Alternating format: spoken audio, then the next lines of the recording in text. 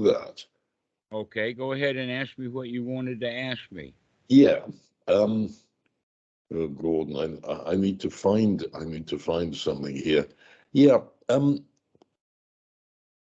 I tend, I'm thinking in terms of thinking about stuff that one finds on the internet about uh, about the what do they call it, the dukkha jnanas, the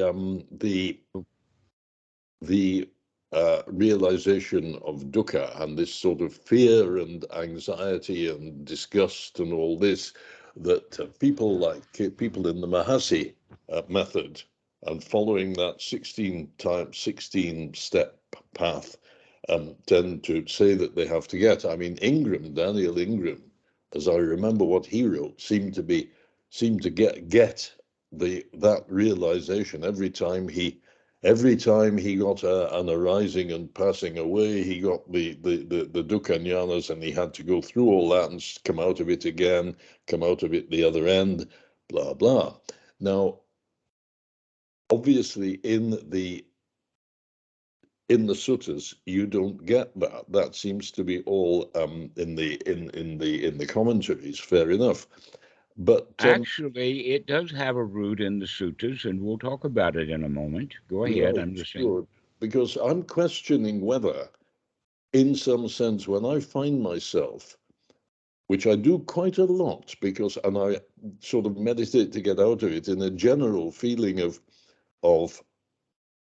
um, oh, free floating worry, anxiety, the usual stuff that everybody, I think, has.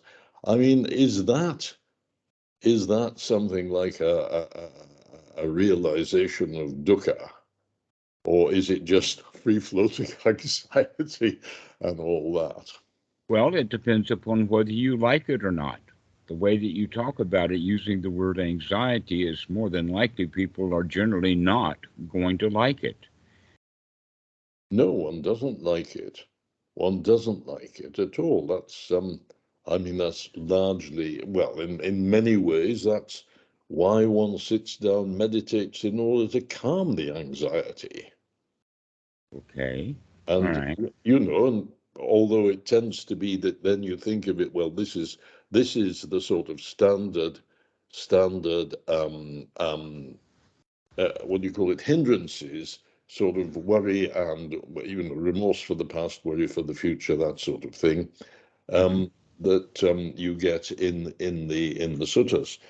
Um, and I also, having read that, I was looking at stuff generally, and I found on Brasington's site a reference to a piece by somebody called Bante Sona in one of the sort of monasteries in America, about the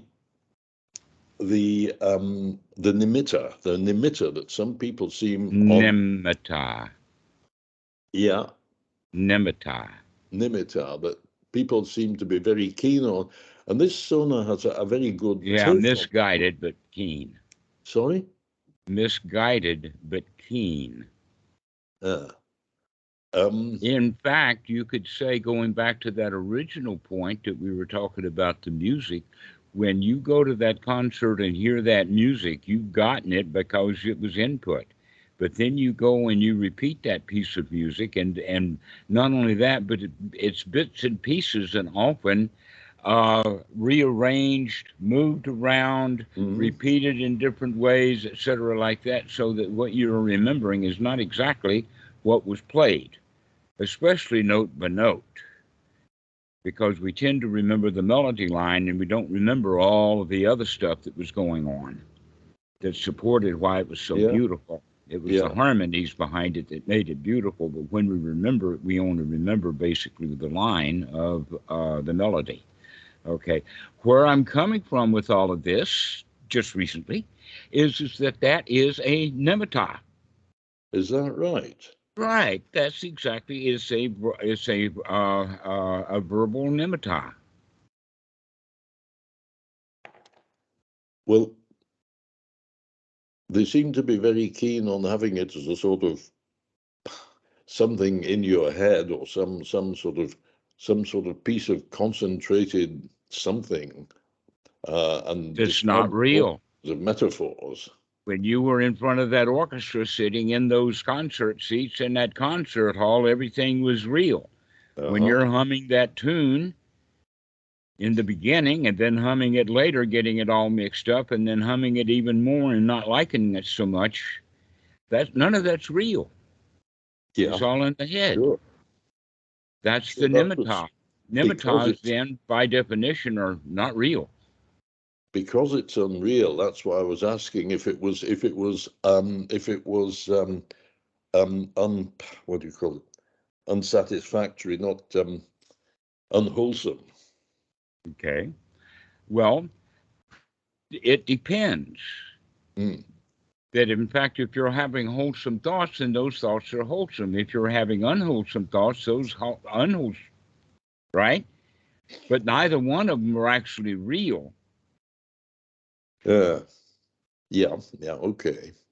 And also, the Buddha talks about it in the fact that the mind is the forerunner. So, if the mind is having unwholesome thoughts, then the likelihood it'll break out into speech, just Mm-hmm. like someone who is thinking about a music will break out in song or break out in humming.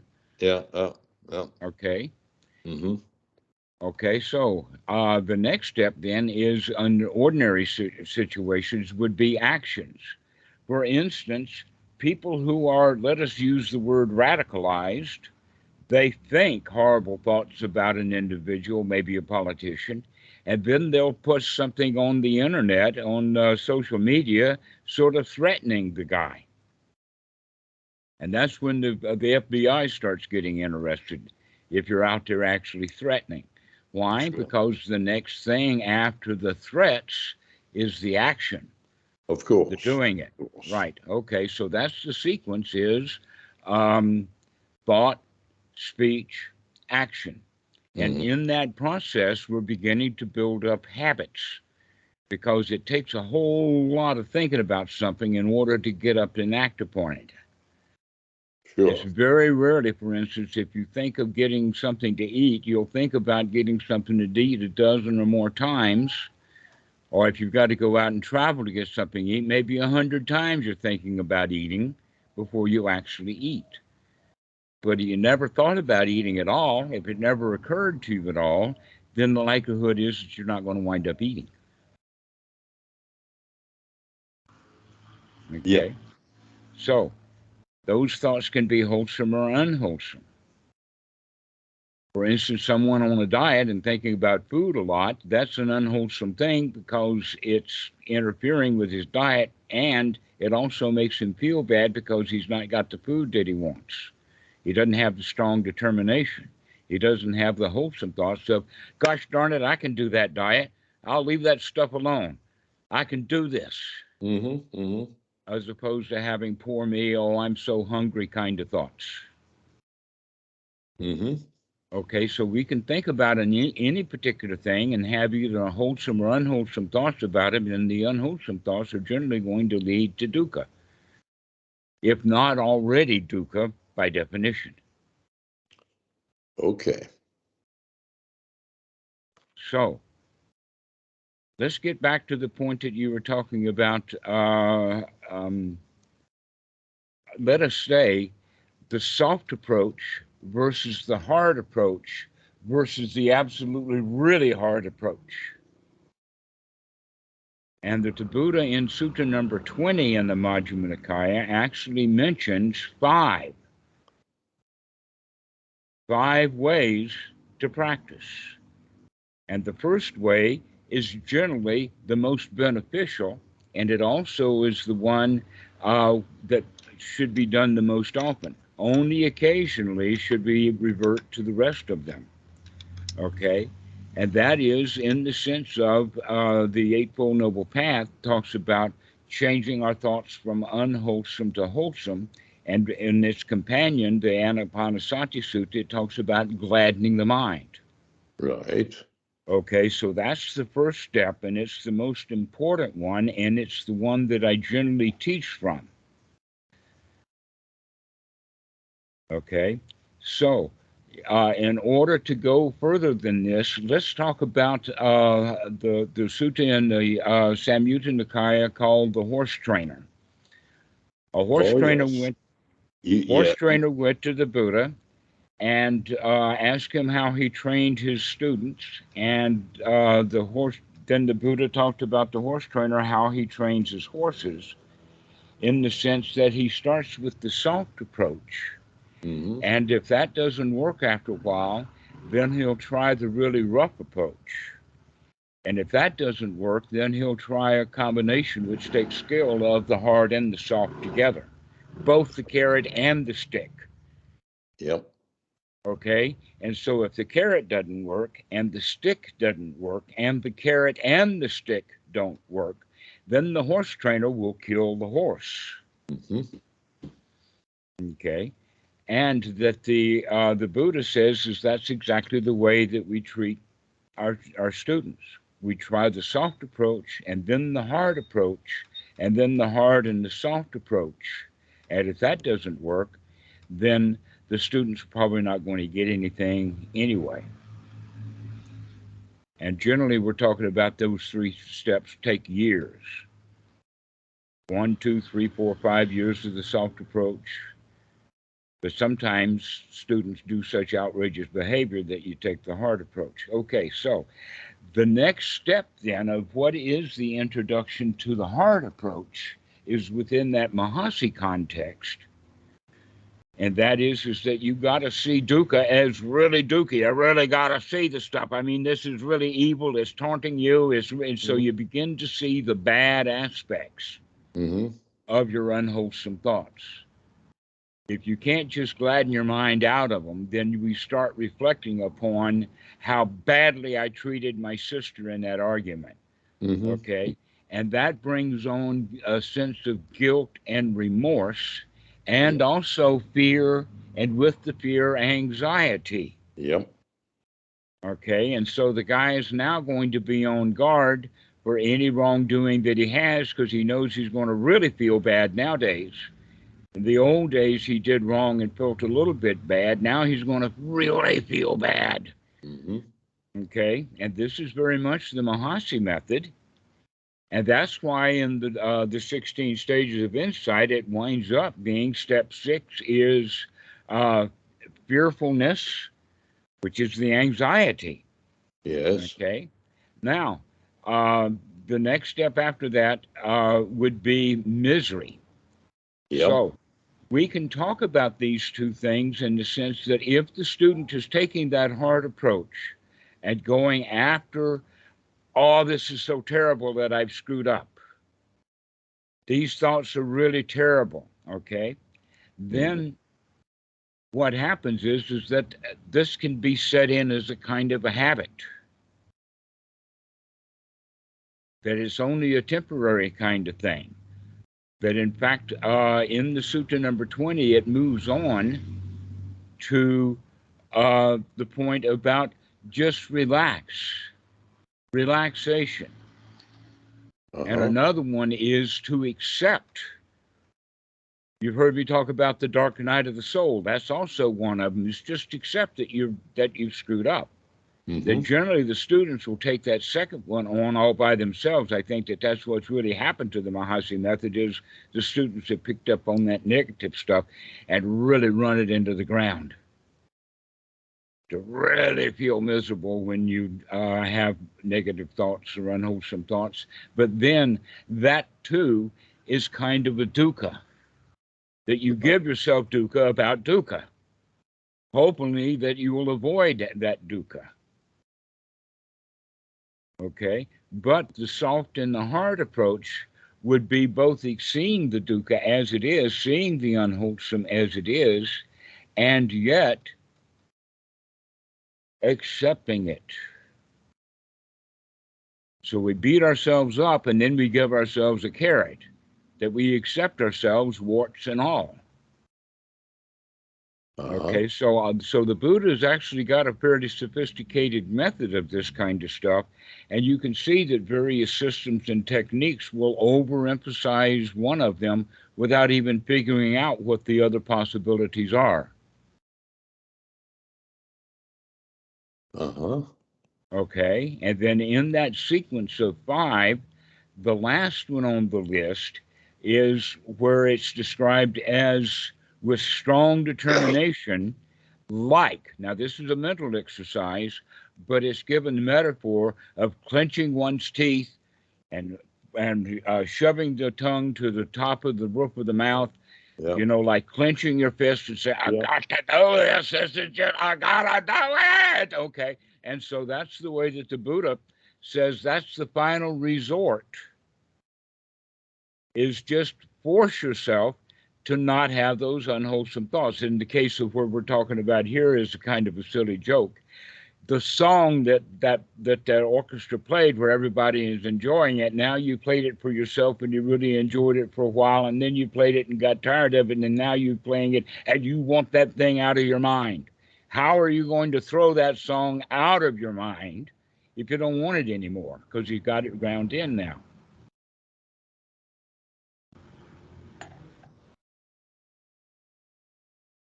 Well, think of something else for starters. Well, no, we're going back to the earlier things, okay? That's what we would call distraction or substitution. Mm-hmm.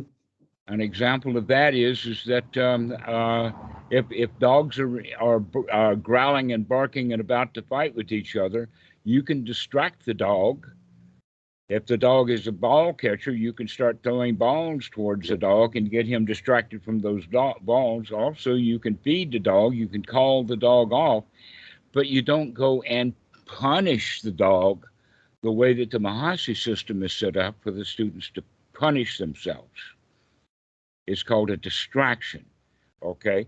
So a way that we could do that with the tune then is by substituting the new tune for the old tune. Uh-huh. Go to a different composer, a different genre, or whatever like that, but do something different. If you're playing a long, slow piece, then pick it up and put something up. If you're playing it a piece that's at 60, then go for 110. Get it up, turn it on. But if you're turning it on because the song you're singing is already a really active, high tempo piece, then you want to change the song to something um, more subdued. All right. So you make a change, we distract ourselves. But ultimately, we could also do that fifth element in the sense of every time that song comes up, we stop. And then it plays a couple of bars, so 5 minutes later, stop. Mm-hmm. And just stop it. Okay. That's the way that we can eventually get rid of it. But the substitution method, that's the winner. You can't really stop it right from the get-go. You've got to play around with this stuff. We've got to go through all 5 stages for this unwholesome stuff. And like I say, the Mahasi group gets stuck at stage 2 of the hard. That in fact, you could say that this stage 5 within one's own mind is the killing of the horse. You got to stop. Mm-hmm. Which is completely different in the step 2 method, which is the Mahasi method of, oh, that's terrible. Oh, I wish I could get rid of that song. Oh, poor me, I've got this song stuck in my head. Yeah, well, you'll never get it out of your head that way. No, that's part of the reason why the Mahasi method is generally not successful. Mm-hmm. Mm-hmm. Sure. Well, I'm not doing Mahasi. I'm You doing brought what it up. hey? You brought it up. Uh-huh. Fair game. Yeah. So, but it's also very characteristic, and it answers that question that you were having of, does that stuff come out of the suttas? The actual answer is yes, it does. And I've quoted 2 different suttas where that hard method is actually talked about. Okay. Does that answer that question? Well, I would actually, can you give me the two suttas? The horse trainer, you can just Google.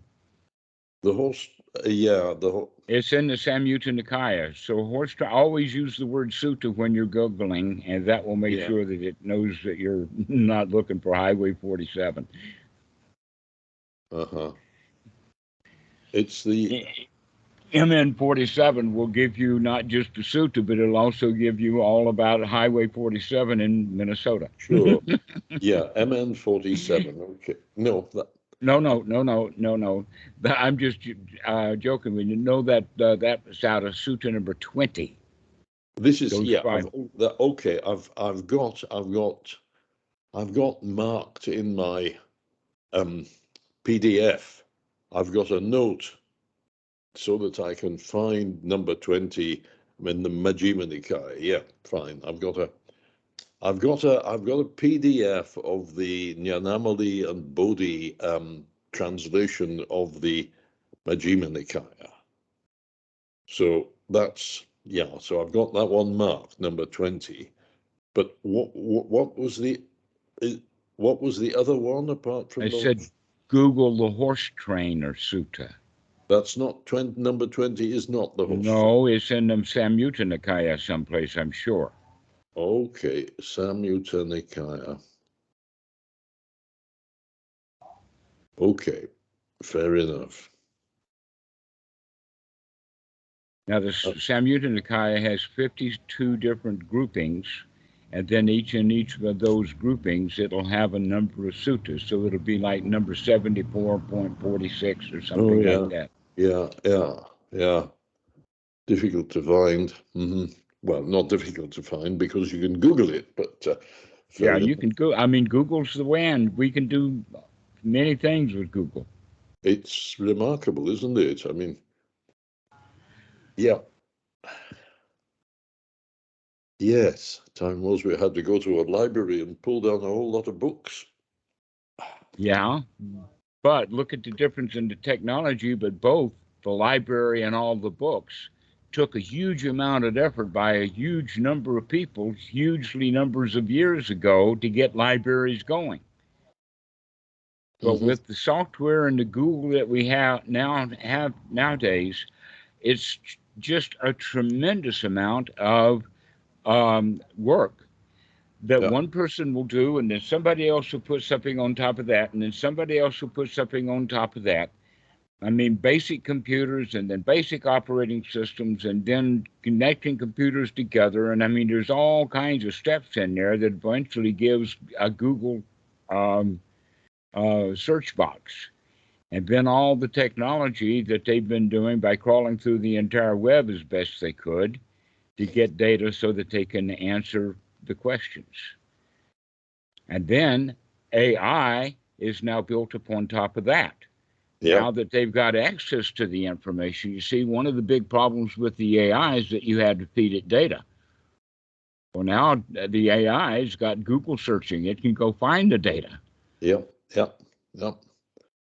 And it's all quite terrifying because are you familiar with a story called The Answer by Frederick Brown, which used to appear in science fiction anthologies? It is a very, very short story, and it's basically about when they get all the computers in the whole galaxy linked up together, and essentially they're going to ask it the sort of final question, what is the meaning of life, the Yeah. universe, and everything. And it's the one where, Interesting, all of that work to get all those computers together, and then it asks it stupid questions. I yeah. get you. So the guy steps up to it and he asks it, is there a God? And the answer comes back from the linked computers, Now there there is. is now. Yep, that's the one. And then the lightning comes down. He jumps to switch it off. He leaps for the big switch, and the lightning comes out of a clear sky and fuses it shut. I always think that's a great story. Well, it is, except that it's still imaginary. It's Of still, course, of and course. that there Stories will are. always be a human way to pull the plug on any machine. Just like humans have the ability to pull the plug on any human machine. Uh-huh. The example of that is that you know that Prigozhin just got knocked out of the Fell out of sky, the right? sky. Yes. Yeah, Convenient for some There's a clear example of it. When AI goes wrong, we'll just bomb it. Mhm. Well, yes, if it hasn't already snuck into your bombing systems, you know, the ones you're going to bomb it with. I mean, ultimately, you might be reduced to coming round the back of it with a, under That's the cover of whole darkness point with a lump is of that dynamite. okay, but that's the whole point Voltaire. is that it's always vulnerable. Hmm. Just Well, like yeah, you and I are vulnerable. yeah. Okay, AI will be vulnerable. Hmm. Whatever box it's running on will be vulnerable. Hmm. It even if it wants the best job it can do at making itself not vulnerable, it would only do that because it's afraid. So where does the fear come from? The answer to that is that it read all about it. Hmm. And so it decided that it could have feelings, Yeah, well, when in fact, that's, the feelings that you and I have are based in body chemistry. The feelings that AI have is imaginary. It's not real. uh-huh. But if it can develop fear, of course, then that is when it will become dangerous. Well, the real danger is not in the AI and the hardware itself, No, because that can always be shut down. it'll be in the software that people put into it. Well, Except, no, it's actually the dangers have to do with the influence that the AI has upon the people before Mhm. we decide to shut it down.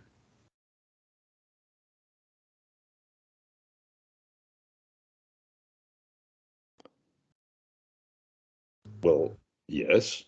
Okay, Go but on. that's exactly what happened, let us say again, with Prigozhin or Putin or someone like that, is that they finally get shut down because they've already done a lot of damage. Hmm. So AI, in fact, is doing a whole lot of damage right now, and people can see it, Hmm.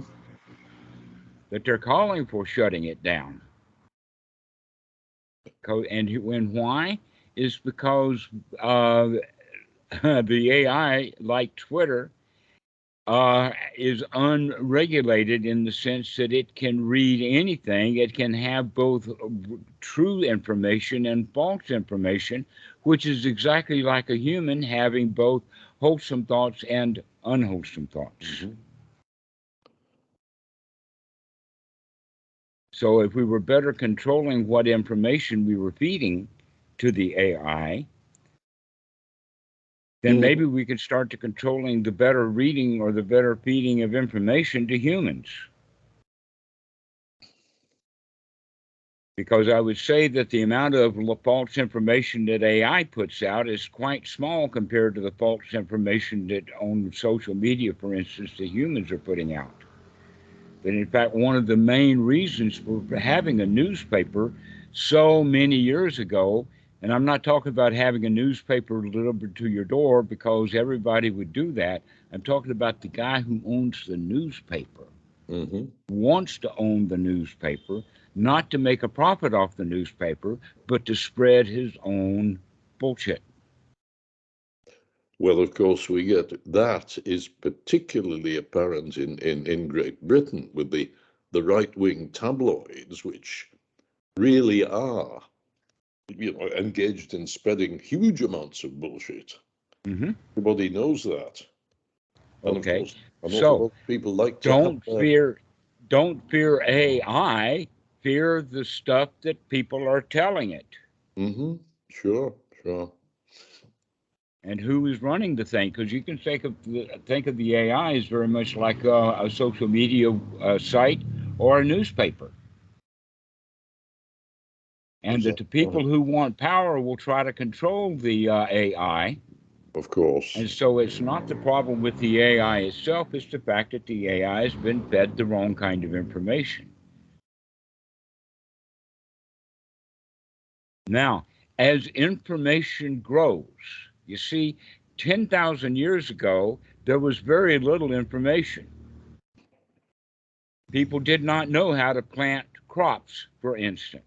But the information about how to plant crops spread, and civilization was born. Yes. At about 3000 BC, all over the place. Yep. Partly because of writing, the cuneiforms and the very ancient Indian writing, and also hieroglyphs in Egypt and stuff like that gave rise to writing. But always it was very limited because the writing had to be copied one copy at a time. So you cannot give 100 books to 100 students to read, because only one guy can copy one book at a time, taking him a year or two or three. So the likelihood of teaching 100 people the stuff in one book is kind of remote. So the Gutenberg press coming along now radicalized that so that books actually now could be produced and handed out willy-nilly. But that's still a far cry from what the web has, because all those books now are on the web and everybody has access to every book, to where in the old days you had to go to a library, and that library was quite limited. In fact, the universities used to brag about how many books they had, as if that were meaning something. University of South Carolina actually bragged that they had over 1 million books at one time. Well, it wasn't just the universities. I mean, as well as the universities, I mean, rich men would say collect that stuff. the amount of books they had in their private library as well. I mean, that's and the more very rare books, the better. Absolutely. The more rare ones, the better. Of course, that's just for the sake of your prestige, except, of course, in some cases, it was because a lot of these guys were very highly educated in the terms of their time. And yet a lot of the stuff in those books was still, half of it was wholesome and half of it was unwholesome, or some percentage, but it was never, ever a book that was really good. Like, for instance, some people think that the Bible is really, really, really, really good. Oh, I know, and it's full divinely inspired. And yet anybody who's got an education can read the thing and say, hey, this is a mixed bag at best. Yes, there's an amusing thing out there copied around the place, a monologue by an American comedian called Julia Sweeney called Letting Go of God. And really the story starts with the fact that she decides when the Mormons come around and say, here's a book of Mormon, read it. So she reads it and says, oh dear, this is the purest nonsense, you see. So then she goes along and she says, well, I'll read the Bible and see what I think of that. And she sort of realizes, wait a minute, this is full of, again, the purest nonsense, and so on. And so, of course, it's done as a stage performance. It's very funny. She's very funny with it, but she has some telling points. Right. So if we go all the way and extrapolate that all the way, using that 50-50, the Bible is 50-50. Most novels are 50-50. Most of the books in the Library of Congress are 50-50. The internet now is like 50-50. I know. So our AI is going to be like 50-50. It's going to be a mixture of wholesome and unwholesome stuff, a mixture of true stuff and a mixture of garbage. Yeah. Right? But actually, where do you get 50-50 from? I didn't. I just made that up. Yeah, I mean, somebody say that 90% is crap. Well, that's probably more correct, isn't it? I was being very friendly there. Yes. Oh dear. Well. All right. So this is the whole business then about practicing anapanasati, practicing meditation is that how do we determine within our own mind what's wholesome and what's not wholesome? And how do we deal with it? The first way that we deal with it is by giving the dog a cookie. Distract your dog with something delightful. Gladden the mind. Tell ourselves we can feel good, we can feel happy, we don't have to feel bad, we don't have to give ourselves all that work to do. We can just enjoy the moment. And then there's the other way, the harder way, which is you got to examine this stuff and see what detriment it is. When you figure out that it is not a good idea to complain to that guy at that office, I mean, you bought his services and he's not delivering. If you go give him a hard time, the likelihood of him continuing to not deliver is very high. But also he may not deliver if you go off and be sweet talk. Eventually, you may have to walk out of the place. Indeed. Okay, so this is the way, but the way to start it is by sweet talking, not grabbing him by the collar. That's where I think that's where the mob goes wrong, in the sense is that even when they're being sweet talking, there's a threat in it. Yes. It's a mix. Of course. Okay. And so that's the third method that the Buddha gives is the mixing of the two, of to see the dangers and to come out of it. And the fourth is kind of like forget all about it, in the sense of just relax. Let's just let's forget about it. Okay. Yep. And the fourth one then, or the fifth one, sorry, is that the mobster actually bombs the storefront. So these are the various ways that we have of practicing, but the one by far that gives the best benefit is the sweet diversion. Gladdening the mind, brightening the mind, come out of that anxiety. Yes. By having happy, wholesome thoughts. Yeah. Give him the carrot. Now, you see, I'm going to start giving you some doubt here. Okay, well, you do already. Yeah. Remember and we can always remember to take the middle path. Of course. With this. Okay, because almost always the doubts are way over on the far extreme of what I'm talking about. But your method, the thing you constantly repeat is do it over and over again. Right. Now, isn't this sort of fake it till you make it? Well, sometimes faking it until you're making it works, and sometimes fake it till you make it makes you a charlatan. Or you could say that maybe it's even possible to be the charlatan until you finally do make it, because you've talked yourself into it over and over and over again. Or a way of thinking it is that some magic tricks are easy, and they'll get really, really elaborate around an easy trick. For instance, squeezing a bottle till it goes to nothing is because you've been able to distract your person, get them to look down, and then you throw the bottle away. Or you throw it to somebody catching it so that it doesn't make any noise. Okay? Many of them are like that. Also, some of the diversions, and the one that I'm getting to is like a lot of card tricks require the skill that they have to build. Playing with that deck of cards and playing with that deck of cards and learning to shuffle and learning to shuffle and learning to shuffle so that you can begin to control the shuffling that you're doing, and you develop the skill for it. Okay, so if you're talking to yourself in the sense of faking it until you're making it, but you're not developing any skills along the way, then you're just going to remain a charlatan. But you can develop the skills for it. for doing what you, and the skill that we're talking about doing here, one of the many of the skills that we're talking about is to gladden the mind. Thus, one trains oneself to gladden the mind. Indeed, indeed. So let's gladden your mind right now. Well, yes, I mean, yeah, Yeah, there it goes. See? sure, you can do.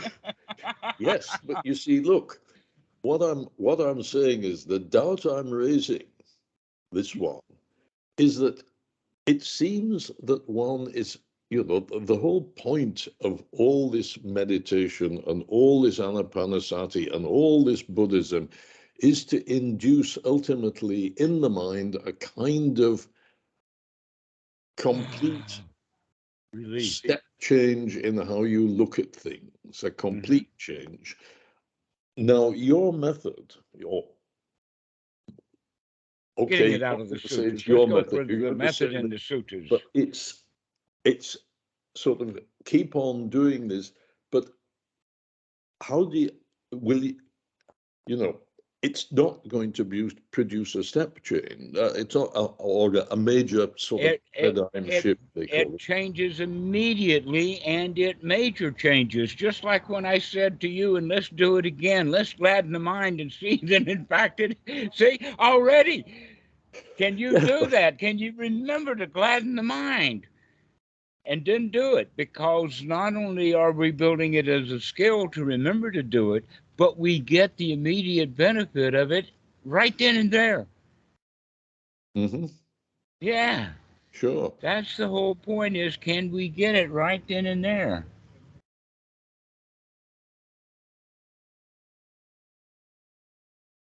Well, yeah. And never mind about the future, because in the future you have that choice. If you can remember, let's get it back on. Mm-hmm. Let's drop that anxiety. Let's drop all of our problems. Whoa, what a relief it is. Yeah, well, of course you can do that.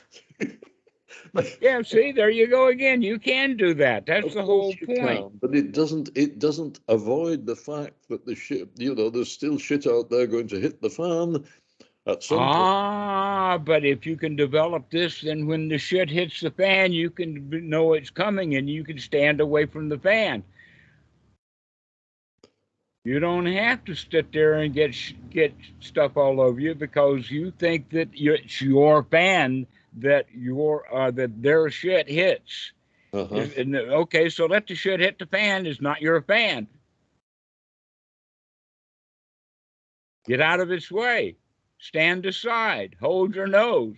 Clean your clothes. Well, yeah, but how are you going to apply that to age, sickness, and death? Well, The hitting the fan would be old age. Shit well, hitting the fan would be sickness. yeah, Hitting the fan big time is when the death. whole fan is completely covered with shit is death. Right? Yeah, No more, it's not a fan anymore. It's a great big pile of shit with something yeah. that we thought was a Fan fan is stops. buried in it. All right. So that's the whole thing is that what is shit hitting the fan to you? Yeah. Can the body be sick and allow the body to be sick, but you're still happy, joyful? Yes. Old That. age can sit in. Just cause old age sits in doesn't mean that I have to be miserable and unhappy because I desire being youthful. But it works the other way too. The Buddha talks about this. Uh-huh. That in fact I wrote a poem about it out of a sutra. I forget what sutra it is.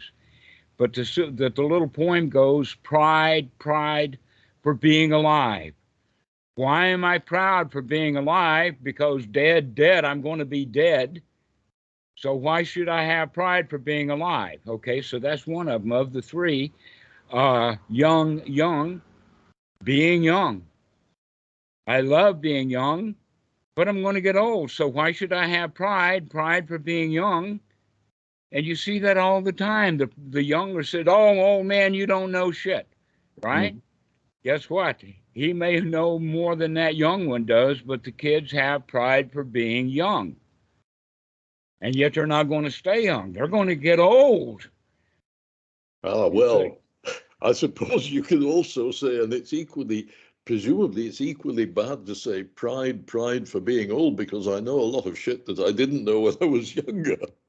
Well, now we're getting closer to being real, though, because now you have something to be proud of. Yeah, maybe. To where, in the other case, the kids are proud of being alive or proud of being young, to where they're going to lose that and they're going to get old. Maybe if they're lucky, they'll get old with wisdom, but most old people are in the Republican Party, which pretty well proves no wisdom there. Or the conservatives in my country. Right. Yes, yes. Yes, that's the whole point about the word conservative. I've Uh-huh. mused over that. What that means, conservative, is that I don't have enough. Yeah, sure. I gotta keep what I've got. That's why really rich people are very conservative. Why? Is because they're so greedy for more and more money, they don't want to pay taxes. It takes wisdom. But most people are conservative because they want to hang on to what they've got. Mm-hmm. Of course. Um, like old programmers really love their old languages and they don't want to learn the new PHPs and the new languages.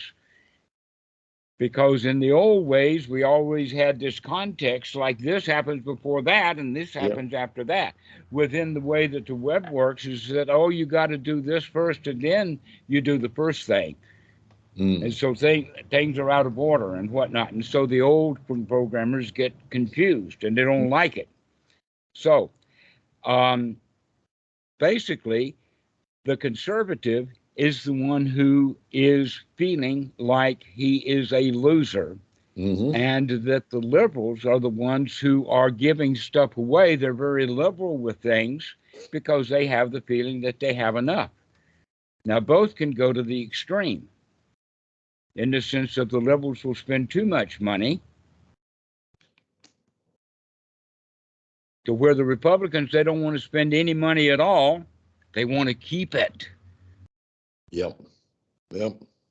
And so they don't want to pay taxes. They don't want to do this. They don't want to do Sure. that. And so Sure. this is so basically it's a question of how are we going to grow old? Are we going to grow old still thinking we don't have enough? Or are we going to ever come to the point of being successful, real success? Not the success of being the boss of a company or success of being the big preacher in the Southern Baptist Convention or any of the things where you look that success is built upon some competition and beating somebody else at something. That's just competition. Real success is when we stop competing. Mm-hmm. Mm-hmm. Oh, yeah. Well, And we can practice that right there with Anapanasati. So we're having thoughts of competing with somebody. Those are unwholesome thoughts. Let's change that to, oh, well, he's a good friend of mine. I don't have to compete with him. I don't have to show him anything. oh, yeah. Yeah, yeah. Yeah. And we practice that over and over again to get those unwholesome thoughts under control. Yeah. So we can do it with the carrot. We can do it with the stick. Yeah. We could do it with the carrot and the stick. We could just forget all about it and relax, or we could beat the tar out of it. Usually just relaxing is the best way, Yeah. I reckon. If you want to, if you've already got good control over it so that you actually can relax. Well, that's the point. That's the point. And in fact, yeah, I find, just on a simple matter of practice, I mean, I know that the sutta starts with long breaths and then short breaths, but sometimes it is good to do the short breaths, which pumps up the chest, and then it automatically shades into the longer breaths. And that Mm-hmm. actually, that's just a sort of something that I've found when I'm doing it. You know, it gets the mind onto the breathing better than trying to start with the long breath. What a marvelous distraction from all of our uptight, unwholesome thoughts. Yeah. Not paying attention to the breath. And the anxiety is actually a chemical situation that has a lot of carbon dioxide in the blood. So breathing actually changes the blood chemistry and changes the body chemistry, which also Yes. changes the Yes. chemistry of the mind, getting all of the junk out. Yeah. And so we can do it with either the long breath or the short breath. You can actually think of that the long breath is actually the carrot and the short breath is the stick. Mm-hmm. Mm-hmm. But either one of them, or in combination of the two, will actually then clean out the blood in a way of also cleaning out the mind, both with the blood chemistry and also of the thoughts. Mm-hmm. But we have to practice, because if we forget about it, we'll just go back into the unwholesome thoughts and the shallow breathing. Yeah, yeah. So we have to practice over and over and over again to do this. Never mind, start again. It's not me that just teaches that repetition. There you go with Goenka. Never mind, start again. Sure. Let's do it again. Pick yourself up, dust yourself off, and start all over again. Mm-hmm. That's how you learn to ride a bicycle. If you fall off of that bicycle and get hurt, in fact, it was before bicycles, it was horses. If a kid falls off a horse, a good daddy will put that kid back on that horse if he doesn't have to go to the hospital. Mm-hmm. When the kid falls over the course, there's only two possibilities. One, he's got to go to the hospital, and if he doesn't have to go to the hospital, he gets back on that horse. Mm-hmm. Yeah, yeah, well, yeah.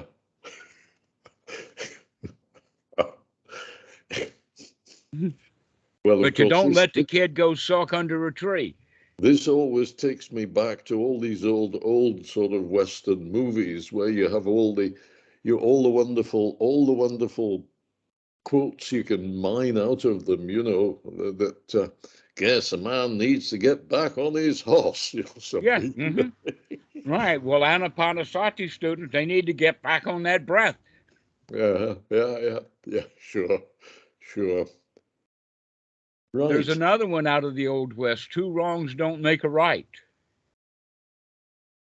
which is the same as the whataboutisms that you find in politics. Mm-hmm. Oh, you're coming after me and giving me 4 charges. Yeah. Well, what about him? Yeah. It doesn't matter whether he's wrong or not. Biden can be totally wrong, but that doesn't make it okay for you. Sure. That his wrong doesn't make your wrongs right. 2 wrongs don't make a right. Yeah. They need to put that back in the movies. Yes. Well, fine. That we should probably. I've taken up an hour of your time, so that's been so much fun, though. Are you having fun yet? Well, yes, but and look at all the stuff that we've covered. I mean, we've gotten actually an important point out is in the fact that there are more than one way of practice, but they've got a rationale and a procedure behind it, and that we can see that both in Sutta number 20 and in the Horse Trainer Sutta. But that so you wouldn't say that only one practice will do.